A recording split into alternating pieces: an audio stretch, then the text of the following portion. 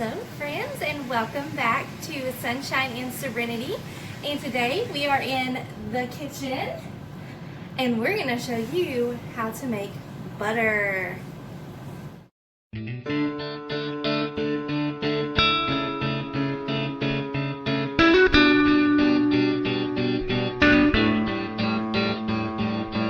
first things you're going to need is you're going to need 2 bowls. One for catching your buttermilk because you can use that in cooking later, and then one for actually washing your butter and letting it actually drain out.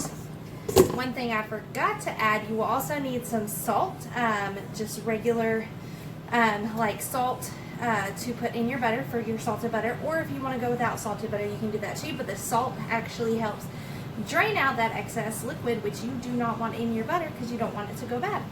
You will need a fine strainer, and you will need a empty mason jar. Now I'm doing it the old-fashioned way. You can also make butter in your mixer, and you can also buy a fancy butter machine. Again, we aren't that fancy around here just yet, so we're doing it the old-fashioned way. Alright, and then you need your cream. Now you can have fresh cream, or you can get like the heavy cream from the grocery store. I am using fresh cream from a local farmer that I get my dairy products from. So I'm going to show you how to mix up all your ingredients for an easy how-to butter making job. You will also need, I forgot to mention, Ziploc bags or something to store your butter in if you plan on freezing it. Alright, are y'all ready? Let's go!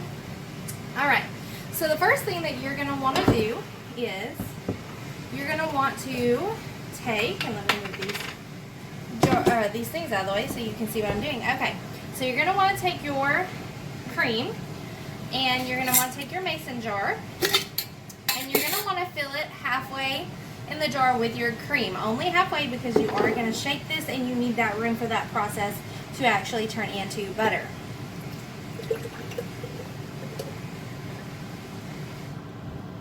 Okay, so that's about halfway. So then I'm going to place my buttermilk back in, or sorry, my milk rather, my cream, I'll get it right one of these times, my cream back into the refrigerator while I do this part, and then cycle it out. That way it doesn't get warm on the counter. So we're going to do that real quick and be right back. Okay, so now that you have your jar filled up, you're just going to place this lid onto your jar, just like so, and you're going to get to shaking. Now this is a great time to get your kids involved. I had my daughter help me last time I made the butter, and she would start the shaking process, and halfway through when it gets really tough to shake, I would switch out. I would finish that jar while she started a new one, and it kind of helped the process go a lot quicker. So obviously I'm filming in the evening time and my kids are in bed, because I find that's the most non-crazy time to film. Y'all who have kids know what I'm talking about, right? Okay, so we're just going to start shaking. Now you will get to know that you will get whipped cream, so your cream will go from a cream-like consistency like this, very liquidy, and then it will get to the whipped cream stage. At this point, if you wanted whipped cream, you could keep it that way. And then after the whipped cream part, it will actually begin to separate to where you can see all the way clear through this jar and see the actual butter that has separated. And I will walk you through that part whenever we get going. So we're just gonna start shaking.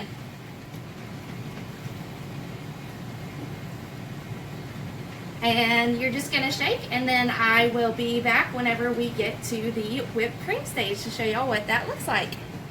So I have been shaking for about 10 minutes, and apparently I have already hit that whipped cream stage.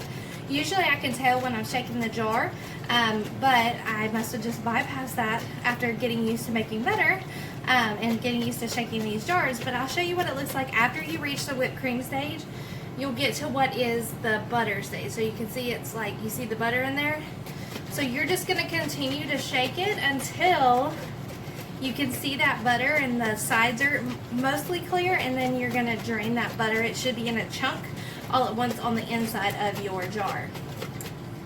So you can kind of see my butter floating around in there. So what I'm going to do is I'm going to take the lid off at this point, and this is what you have. Without pouring all that milk all over your counter. It's not my video unless I do something crazy like that, right? Okay, so then I'm going to put my strainer on top of a bowl.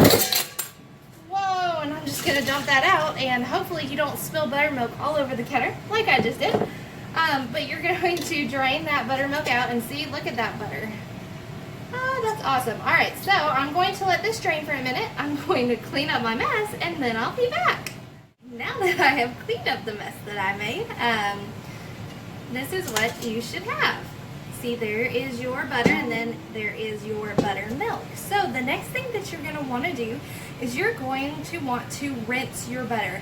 And I will show you what I mean by that, but you want to rinse it at least 3 times with room temperature water, and work all the, because you want as much of that buttermilk out as possible, because that will make your butter spoil quicker. So we want to make sure we wash that, and I will show you guys that process in just a minute. Okay, so here I have my butter right here in this corner of this bowl, and what I'm going to do is I'm going to run room temperature water to where I can rinse this out. And I'm going to try to do this where you guys can see what I'm doing. Let's do this. Okay, so here is my butter, and first of all I'm going to get this to where it is room temperature, because we don't want it melting our butter. We don't want it to just completely liquefy our butter.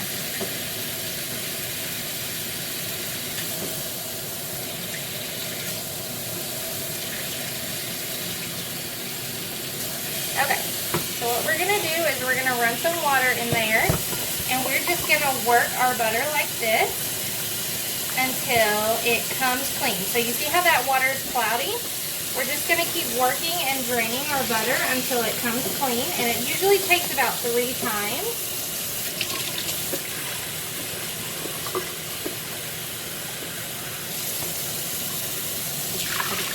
Okay, so see, it was still a little cloudy. So that's pretty clear. So we're going to do that. Now what you want to do is you want to press this as flat as you can get it. So you want to kind of thin it out a little bit. So go ahead and just get it thin out as much as you can. And then we're going to add some salt to it. Now I usually just add a pinch of salt, and usually call it good, but that salt will actually help to draw out. It will help to draw out that extra water that you don't want. So I usually just put, a good pinch of salt, just kind of sprinkle it all on here. You don't want it overly salty, because you don't want to be able to, taste the overwhelming amount of salt in your butter. But that will just kind of help drain things. And then you want to set it. See how it's even got a little bit of liquid as we speak?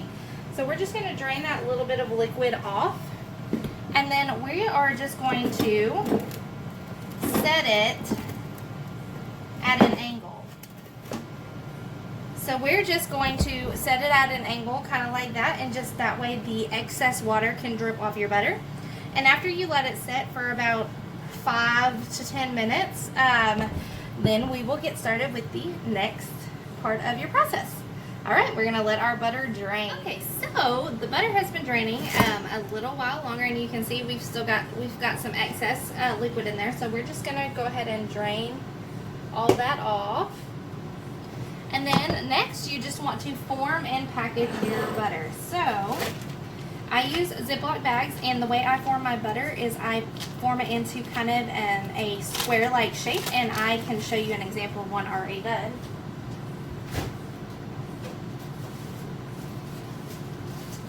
So this is how I form my butter. I just kind of form it into a shape like that. It's easier just to be able to do that, because then I can just cut like a strip of butter off if I need it, or little chunks, or break it apart, or however. So that's how I freeze and package my butter.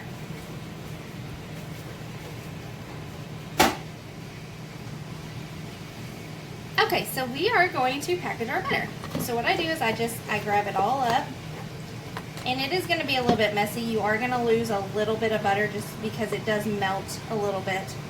It's not a huge deal.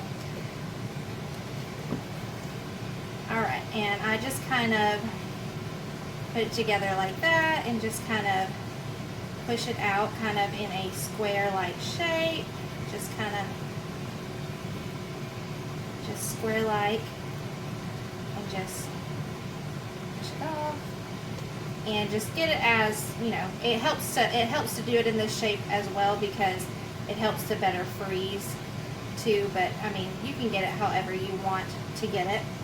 And then I just place it in my Ziploc bag, and I usually have my daughter help me with this, and she holds the bag while I slide that butter in to keep from getting so much on the sides.